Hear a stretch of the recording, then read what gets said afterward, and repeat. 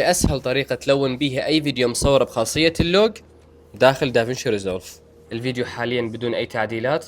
أول شغلة تسويها تختار الكلر سبيس ترانسفورم، تخليها فوق المقطع مالتك، وهنا تخلي إعدادات التصوير اللي استخدمتها أنت.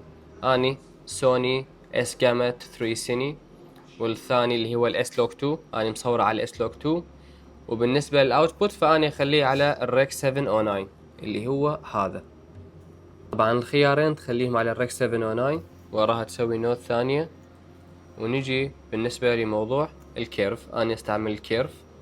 نخلي 3 نقاط، 1 2 3. هاي الميد تون اللي فوق خاصة بالهايلايت، واللي جوا خاصة بالشادو.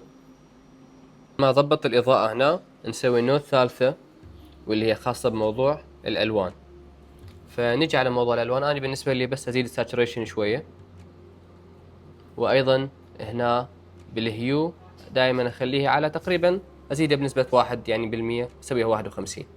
بالنسبة لي كملت، ولكن أكيد أكو طرق ثانية أكثر ممكن نسوي بيها نودات أكثر وتتحكم بكل شغلة لوحدها.